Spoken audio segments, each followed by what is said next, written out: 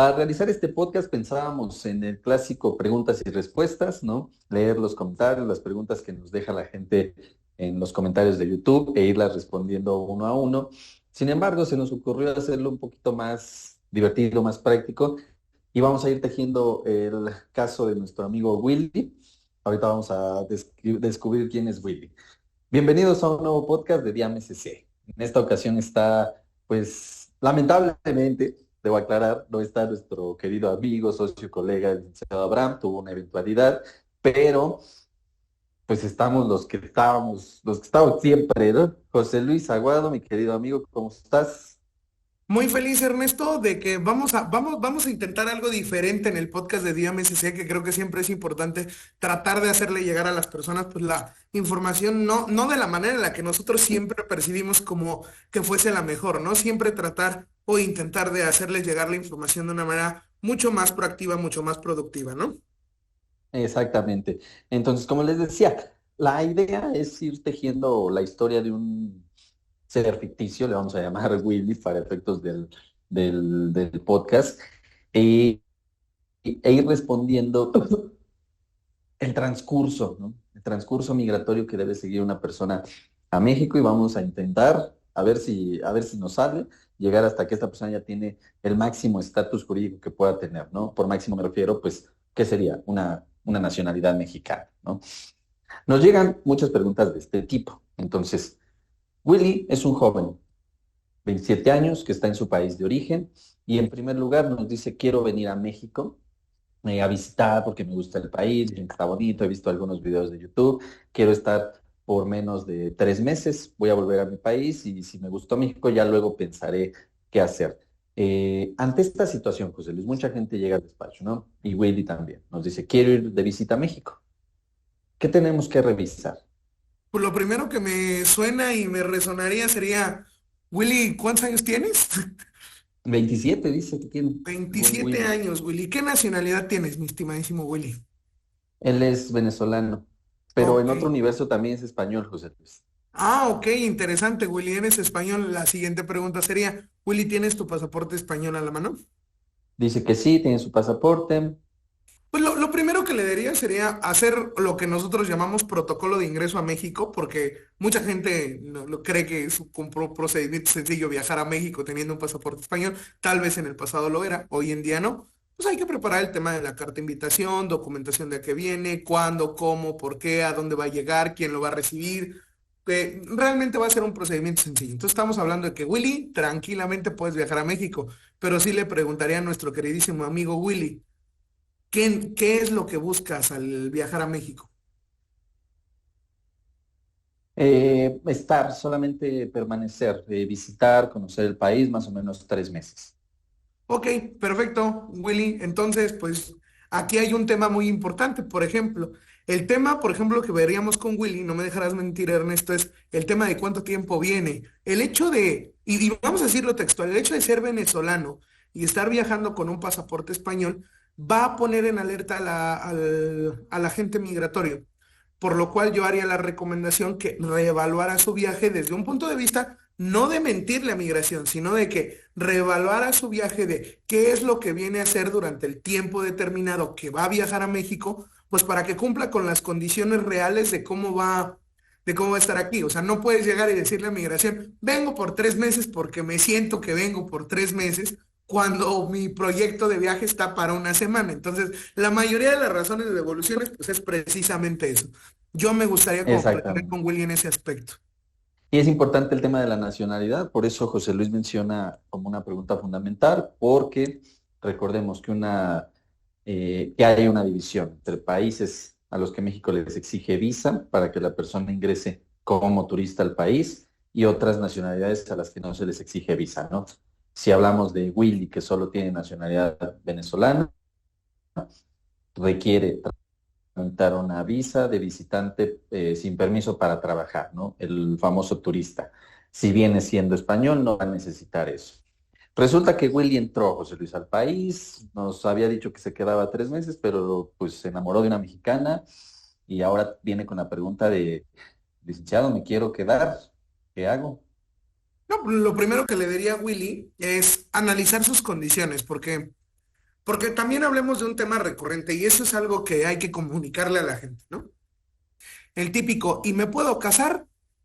Pues la respuesta aquí sería directo. Miren, todas las personas tienen como varias posibilidades que tienen que analizar. Yo me podría estancar ahorita en preguntarle a Willy, como lo haría en cualquiera de los procedimientos migratorios, no me dejará mentir el licenciado Ernesto, pues revisaría si tiene temas de solvencia económica, si ya le ofrecieron una oferta de trabajo en México, si se encuentra en alguno de los procedimientos para obtener vaya, a lo mejor si ya va a crear una empresa o algo por el estilo.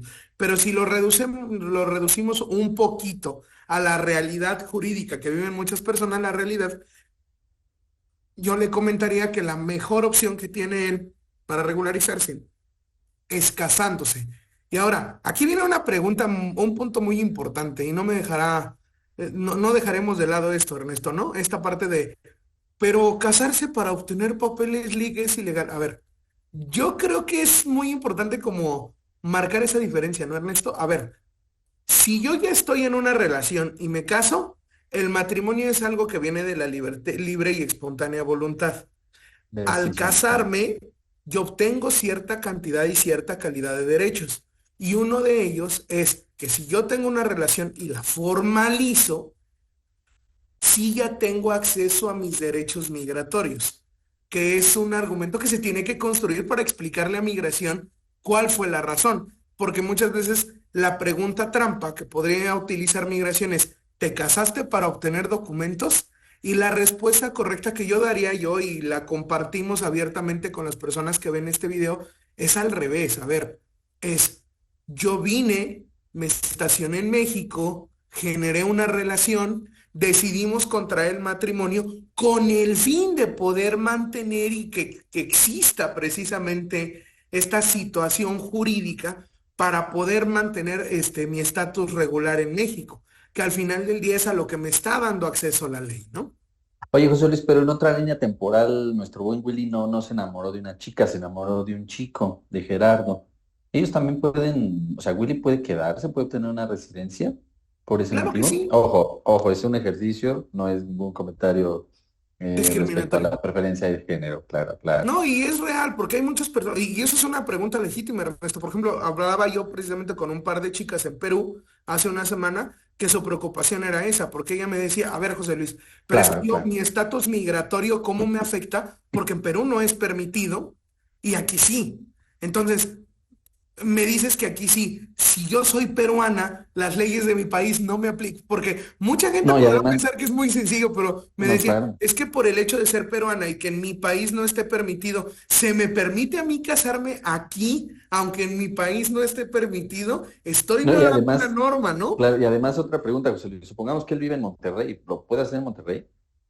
Es que realmente aquí en México, si no me equivoco, Ernesto, ya todos los estados de la República tienen derecho a... No, todavía no todos, ese es el tema que hay que vigilar también. Todavía no se universaliza el matrimonio entre personas del mismo sexo, entonces tendríamos que revisar eso, ¿no? Si seguimos avanzando un poquito, José Luis, resulta que Willy no nos había contado un secretito, que es que tuvo un hijo ya antes, cuando viajó a Estados Unidos, se enamoró pues, de una chica allá en Estados Unidos y tuvieron un hijo y ahora quiere que viva con él el niño. ¿Qué tengo que hacer, licenciado? Nos pregunta. Bueno, aquí lo primero que tendremos que ver, ya estamos hablando de un Willy que ya se casó y de repente el hijo ya apareció, el hijo Correcto, es correcto. estadounidense y pues se lo quiere traer a vivir a México y lo que Willy nunca nos contó es que la primera intención de viajar a México era para estar más cerca de su hijo, lo cual está padrísimo y se reconoce como algo muy hermoso, pero pues la realidad es que una vez que el extranjero ya cuenta con esta condición y esta situación de tener una residencia temporal, pues ya se encuentra en la siguiente punto de poder peticionar tanto a sus hijos como a sus padres, en este caso ya no a su pareja, porque pues sí, precisamente su pareja ya se encuentra en México y fue por ello que obtuvo su residencia. Sí podría peticionarlo en las dos formas que lo puede hacer. Podría peticionarlo desde México para que le den una visa directamente en el extranjero, o podría el extranjero viajar a México en calidad de visitante para poder realizar su procedimiento migratorio aquí dentro del país. Es importante considerar que en este punto de la historia, Willy no tiene la autorización expresa del Instituto Nacional de Migración para trabajar en México. Esto se debe a que él obtuvo su tarjeta de residencia, como venimos diciendo, por unidad familiar. Eso no le da derecho a una persona al permiso de trabajo per se, en automático. Eso solo es a través de una visa de trabajo, ¿no? Y algún otro trámite. Pero ¿qué tendría que hacer José Luis si Willy quiere trabajar? Porque ya necesita trabajar, ya la chica ya le está exigiendo pues, que trabaje, ¿no? No se No, puede. y uno de los puntos más importantes, a ver, entendamos que, porque toda la gente podrá llegar el abogado promedio a decirte, tú tienes derecho al trabajo con fundamento en el artículo octavo y nadie te puede quitar perdón, con fundamento en el artículo octavo, con fundamento en el artículo 123 y nadie te puede quitar el fruto de tu trabajo ni nada por el estilo. Pero a ver, la realidad es que todos los extranjeros se van a tener que subsumir a lo que establecen las leyes de migración aquí en México. Entonces, el extranjero va a tener dos posibilidades y de esto va a depender muy claramente cómo va a poder desarrollar su trabajo. Uno, si va a trabajar para una empresa, va a ser necesario que esa empresa cuente con un permiso para contratar extranjeros y será la empresa quien le brinde la documentación para ir a hacer la petición de permiso de trabajo. O en su caso, que cumpla con el rubro de darse de alta ante el Servicio de Administración Tributaria a través de la obtención de un registro federal de contribuyentes para encuadrar en el supuesto de persona física en cualquiera de sus modalidades y poder obtener un permiso de trabajo en la modalidad de independiente, autónomo, autoempleo, autoemplearse, porque sabemos que los países tienen como una manera diferente. O sea, por Claro. ejemplo, mucho en Latinoamérica es esa parte de persona jurídica, es la que te da como esta parte de los permisos, que tiene que ser una persona moral, sería el símil en México, y persona natural, que se utiliza recurrentemente, por ejemplo, en Latinoamérica y es lo que nosotros aquí en México llamamos como persona física. A los 2 años, Willy tiene el derecho de hacer un cambio de condición de su residencia temporal a su residencia permanente. Así lo establece la ley por unidad familiar, para que la gente que nos esté escuchando lo tome en cuenta. Esto solo se da en casos de matrimonio con persona mexicana. Hay otros supuestos para obtener la permanente. Pero este caso, no me dejarás mentir, José Luis, es muy común y a Willy le pasa lo mismo. Falta un mes para que pueda hacer su cambio a permanente y se pelea con la muchacha. Y llega con nosotros y nos dice, ¿sabes qué? Pues ella me va a ayudar, va a firmar los documentos y me va a prestar su INE y eso, pero nada más, ¿eh? Ya estamos peleados. ¿Tú qué recomendarías? ¿Vale la pena que haga su cambio de condición? ¿Se está arriesgando? ¿Puede, no puede? A ver, aquí no se trata de que yo me ponga ni a favor ni en contra. O sea, Claro, moralmente podríamos decir que algo está mal, ajá, pero jurídicamente no podemos decir cosas incorrectas, ¿ok? El vínculo existe hasta en tanto no se divorcie. Y esa es una realidad no mental, no moral, sino jurídica. Lamentablemente tenemos que entender, a ver, y la gente me dirá, pero ¿por qué hay personas que están en esta situación y normalmente les llegan a negar el trámite, ¿no, Ernesto, en el Instituto Nacional de Migración?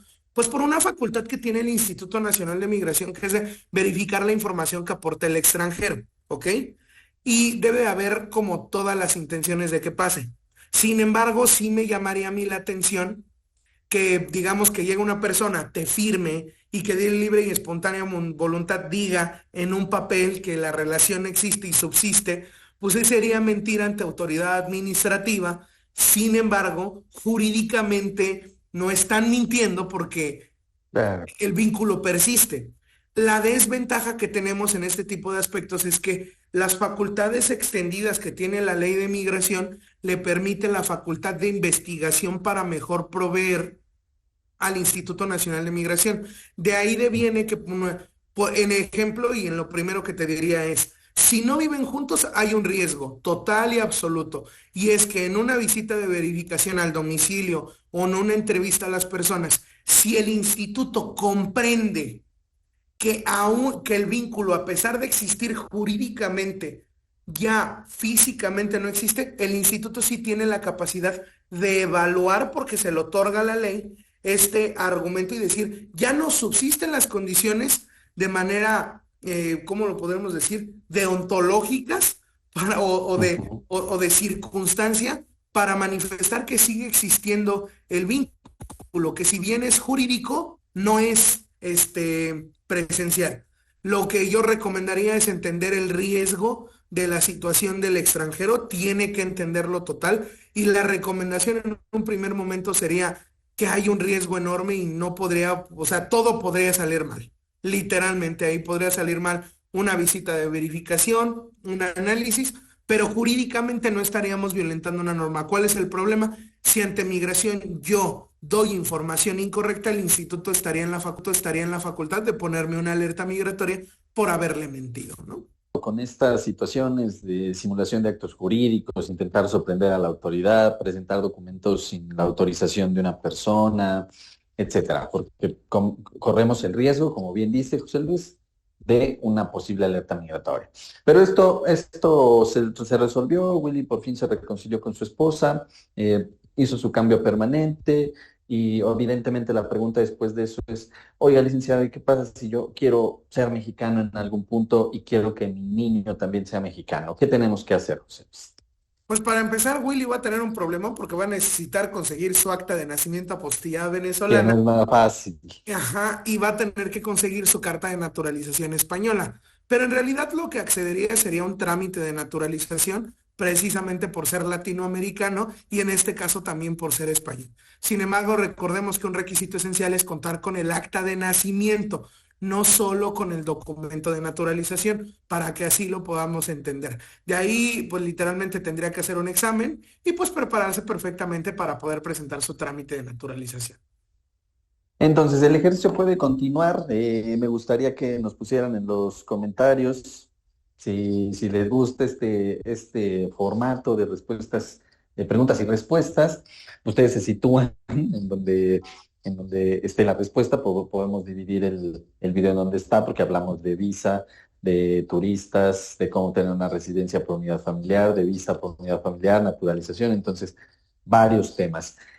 Vamos a dejarlo hasta aquí. Probablemente haya una segunda parte de la historia de Willy. Este ejercicio lo hacemos también en el diplomado en Derecho Migratorio, por cierto, que recuerden que DIAM ofrece para las personas interesadas y vamos resolviendo situaciones migratorias. Síganos en nuestro canal de YouTube, denle clic a la campanita para que no se pierdan ninguno de nuestros próximos videos. Síganos en todas nuestras redes sociales, las transmisiones que hacemos en Instagram, los próximos videos. Se vienen temas muy interesantes y sobre todo si tienen algún comentario, alguna duda, un problema, una necesidad de migratoria para México, acudan a los abogados de DIAMC, que el licenciado José Luis y todos los asesores estarán gustosos de ayudarles, ¿verdad, José Luis? Pues claro, y para todas las personas que quieran una asesoría migratoria, recuerden que siempre revisar tu procedimiento migratorio con un especialista te va a dar luz sobre muchas opciones de las cuales el Instituto Nacional de Migración siempre evita o comentar o tratar de explicar completamente. Para eso estamos los abogados. Síganos en nuestras redes sociales y nos despedimos con la frase más importante que te dejo decirle, Ernesto, para podernos despedir de cualquier video. Nadie es ilegal en este mundo. Hasta Hasta luego. luego, amigos.